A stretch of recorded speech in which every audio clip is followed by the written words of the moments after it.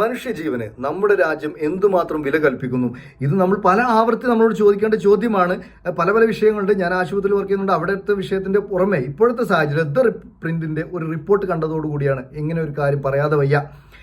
അവർ പറയുന്നത് Dubai എമിറേറ്റ്സിൽ work ചെയ്യുന്ന എബ്രാം സിംഗിന്റെ വാക്കുകൾ ഉദ്ധരിച്ചുകൊണ്ട് അതോടൊപ്പം തന്നെ നീതി ആയോഗിന്റെ റിപ്പോർട്ട് കൂടി അതോടൊപ്പം ചേർത്തുകൊണ്ടാണ് ഒരു റിപ്പോർട്ട് പറയുന്നത്. ഇങ്ങനെയാണ് ഇന്ത്യയിലെ എയർക്രാഫ്റ്റ് മെയിൻ്റനൻസും ദുബായിലെ എയർക്രാഫ്റ്റ് മെയിൻ്റനൻസും തമ്മിൽ ഒരു താരതമ്യം ചെയ്തു. നമ്മൾ ഏകദേശം രാവും പകലും തമ്മിലുള്ള വ്യത്യാസമുണ്ട് എന്നാണ് പറയുന്നത്.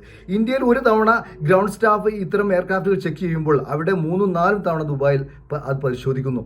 അപ്പോൾ അതോടൊപ്പം എനിക്ക് പറയാനുള്ള ആശുപത്രിയിൽ സംഭവിക്കുന്ന ഒരു വിഷയം അതിൻ്റെ ശേഷം പറയാം. അപ്പോൾ നീതി ആയോഗിന്റെ ഒരു റിപ്പോർട്ട് പറയുന്നത് 16% വിമാനങ്ങൾ ഇന്ത്യയിൽ തിരിച്ചിറക്കി എന്നാണ് പറയുന്നത്. സുരക്ഷാ കാരണങ്ങൾ തിരിച്ചിറക്കി. കാരണം എന്താണെന്ന് തേടിപ്പോയി കഴിഞ്ഞാൽ നമ്മൾക്ക് അവസാനം എത്തിച്ചേരുന്നത് കറപ്ഷൻ, അഴിമതി എന്നുള്ള വാക്കിലേക്കാണ്. നമ്മൾ സ്ഥിരമായി കേട്ടുമടുത്ത ഒരു വാക്കാണ്. പക്ഷേ കറപ്ഷൻ കിൽസ് പീപ്പിൾ. അഴിമതി ജനങ്ങളെ കൊല്ലുന്നു.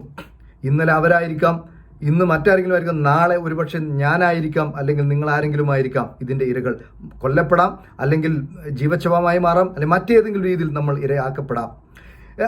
അപ്പോൾ സുരക്ഷയുടെ കാര്യം ഇതിൽ മാത്രമല്ല, നമ്മൾ പോലീസിലായിക്കോട്ടെ, ആശുപത്രിയിലായിക്കോട്ടെ, വന്യമൃഗങ്ങളുടെ കാര്യങ്ങളായിക്കോട്ടെ, ഇങ്ങനത്തരത്തിൽ മനുഷ്യന്റെ ജീവൻ ഏതെല്ലാം തരത്തിൽ അപകടത്തിലായിട്ടുണ്ട് അവിടെയെല്ലാം അതിൻ്റെ മൂലകാരണമായി നമ്മൾ തേടിപ്പോയി കഴിഞ്ഞാൽ അതിലെ രാഷ്ട്രീയത്തിലെ അഴിമതിയിലേക്കാണ് നമ്മൾ ചൂണ്ടിക്കാണിക്കപ്പെടുന്നത്. അതോടൊപ്പം ചേർത്ത് പറയാനുള്ളതാണ് ആശുപത്രിയിലെ മറ്റൊരു വിഷയം എന്ന് പറയുന്നത്.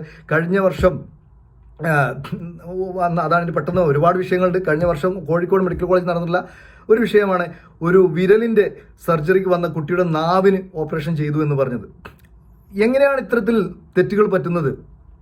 തെറ്റുകൾ പറ്റാം, മനുഷ്യ സഹജമാണ്, തെറ്റുകൾ പറ്റാം. പക്ഷെ ആ തെറ്റുകൾ പറ്റാതിരിക്കാൻ വേണ്ടിയിട്ടാണ് ഇത്തരത്തിൽ പലതവണ പരിശോധനകൾ നടത്തുന്നത്, പ്രീ ഓപ്പ് ചെക്സ് എന്ന് പറയുന്നത്. അതല്ലെങ്കിൽ ഇനി എയർക്രാഫ്റ്റിന്റെ കാര്യത്തിലാണെങ്കിൽ തന്നെ ഗ്രൗണ്ട് സ്റ്റാഫ് ഒരു തവണ 4 റൗണ്ട് ദുബായിൽ ചെക്ക് ചെയ്യുന്നു എന്നാണ് പറയുന്നത്. അതുപോലെ തന്നെ ആശുപത്രിയിൽ ഒരു രോഗി ഓപ്പറേഷൻ തിയേറ്ററിലേക്ക് എത്തുന്നതിന് മുമ്പ് പല ആവർത്തി പരിശോധന. ഇപ്പം ഞാൻ ജോലി ചെയ്യുന്ന ആശുപത്രിയിൽ ഇത് UK യിലാണ്. അപ്പോൾ അവിടെ മിനിമം ഒരു 3 തവണയെങ്കിലും പരിശോധന നടത്തിയതിന് ശേഷം മാത്രമാണ് ഒരു രോഗി ഓപ്പറേഷൻ തിയേറ്ററിൽ ടേബിളിലേക്ക് എത്തുന്നത്. അവിടെ എത്തുമ്പോൾ ബോധമുള്ള സമയം, അതായത് അനസ്തേഷ്യ കൊടുക്കുന്നതിന് മുമ്പ് ചുറ്റും മുഴുവൻ ഡോക്ടേഴ്സും നഴ്സുമാരും മാത്രമല്ല മറ്റെല്ലാ ടെക്നീഷ്യൻസും ഉൾപ്പെടെ അവിടെ ആരൊക്കെയാണോ ആവശ്യമുള്ളത് അവരെല്ലാം ഉൾപ്പെടുത്തിക്കൊണ്ട് പരസ്പരം പരിചയപ്പെടുത്തിക്കൊണ്ട് എന്താണ് ചെയ്യാൻ പോകുന്നത്, എന്താണ്, എങ്ങനെയാണ്, ആരാണ്, എപ്പോഴാണ്, എന്താണ്, എല്ലാ കാര്യങ്ങളും വിശദീകരിച്ചതിന് ശേഷം മാത്രമാണ് അവിടെ ഒരു സർജറി നടക്കാൻ പോകുന്നത്. സുരക്ഷയുടെ കാര്യമാണ് ഞാൻ പറയുന്നത്. അല്ലെങ്കിൽ അപ്പം മാറിപ്പോകാനുള്ള സാധ്യത വളരെ കുറയുന്നു എന്നുള്ളതാണ്. എന്തുകൊണ്ട് ഇത് നമ്മുടെ നാട്ടിലേക്ക് അറിയാത്തവരല്ല. കാരണം നമ്മുടെ നാട്ടിലുള്ള മിടുക്കന്മാരായിട്ടുള്ള ഡോക്ടേഴ്സ് ആയാലും നഴ്സുമാരായിട്ടാണെങ്കിലും അല്ലെങ്കിൽ മറ്റ് എഞ്ചിനീയറിംഗ് മേഖലയിലായിക്കോട്ടെ, മറ്റു ടെക്കുകളായിക്കോട്ടെ, അവരൊക്കെ തന്നെയാണ് ഈ അമേരിക്കയിലായാലും യൂറോപ്പിലായാലും ഗൾഫ് രാജ്യങ്ങളിലായാലും അവരൊക്കെ കൂടിയിട്ട് തന്നെയാണ് ഈ ഇത്തരത്തിൽ പോളിസികൾ ഉണ്ടാക്കുന്നത്. അപ്പോൾ ഇത് നമ്മുടെ നാട്ടിൽ അറിയാത്തത് കൊണ്ടല്ല. ഇത്തരം സാഹചര്യങ്ങൾ വേണം. ആവശ്യത്തിന് ജീവനക്കാർ വേണം.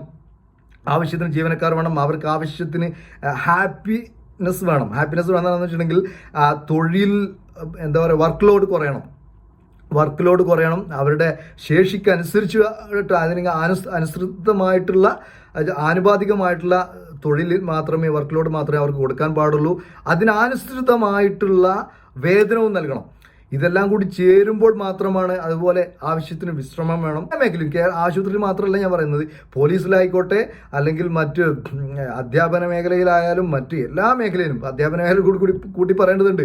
ഇപ്പോൾ ഈ പ്രൈമറി, പ്രത്യേകിച്ച് പ്രൈവറ്റ് എയ്ഡഡ് മേഖലയിലേക്ക് അധ്യാപകർക്ക് എക്സ്ട്രാ ജോലിയാണ്. സ്കൂൾ ജോലി കഴിഞ്ഞാൽ 4 മണിയോട് കഴിഞ്ഞു എന്ന് വിചാരിക്കും. പക്ഷേ ഇവർ വീട്ടിൽ ചെന്നിട്ട് വീണ്ടും ഓൺലൈൻ വഴി വീണ്ടും ക്ലാസ് എടുക്കേണ്ട, അല്ലെങ്കിൽ അതുമായി ബന്ധപ്പെട്ട ചില കുട്ടികളുടെ വീഡിയോ ഒക്കെ എഡിറ്റ് ചെയ്ത് നൽകേണ്ട സാഹചര്യമൊക്കെയാണ് വരുന്നത്. അപ്പോൾ ഇത്തരത്തിൽ നമ്മുടെ തൊഴിൽ നയങ്ങൾ മാറ്റേണ്ടിയിരിക്കുന്നു. അഴിമതി കുറക്കണം. ഇത്തരം മേഖലകളിൽ അഴിമതി, അതുപോലെ പിൻവാതിൽ നിയമനങ്ങൾ, ഈ സ്വാഭാവികമായിട്ടും സ്വജനപക്ഷപാതവുമായിട്ട് ക്വാളിറ്റി ഇല്ലാത്ത അല്ലെങ്കിൽ ആവശ്യത്തിന് യോഗ്യത ഇല്ലാത്തവരൊക്കെ കുത്തിത്തിരികി ജോലിക്കൊക്കെ കയറ്റുമ്പോൾ ഇത്തരത്തിലുള്ള അപകടങ്ങൾ സംഭവിച്ചേക്കാം. അപ്പോൾ ഇതിൻ്റെ മൂലകാരണം എപ്പോഴും ഒറ്റ കാരണമാണ്, അഴിമതി. അപ്പോൾ അതിലേക്ക് എന്തുമാത്രം നമ്മൾ ശ്രദ്ധിക്കണം, നമ്മൾ സുരക്ഷയെക്കുറിച്ച്, നമ്മുടെ രാജ്യം മനുഷ്യൻ്റെ ജീവന് എന്തുമാത്രം വില കൽപ്പിക്കുന്നു എന്ന് നമ്മൾ പല ആവർത്തി ചോദിക്കണം. അതിനുവേണ്ടി പ്രയത്നിക്കണം, ചോദിക്കണം, സംസാരിക്കണം. അപ്പോൾ ഇത് വളരെ വലിയ വിഷയമാണ്, ഒരുപാട് ചർച്ചകൾ നടക്കേണ്ട വിഷയമാണ്. അപ്പോൾ കൃത്യമായ മോണിറ്ററിംഗ് സംവിധാനം ഗവൺമെൻറ്റിൻ്റെ ഭാഗത്തുനിന്ന് ഇല്ലാത്തത് കൊണ്ടാണ് ഇത്തരത്തിൽ പല സുരക്ഷാ വീഴ്ചകളും നടക്കുന്നത് എന്നുള്ളതാണ് നമുക്ക് മനസ്സിലാക്കാൻ സാധിക്കുന്നത്.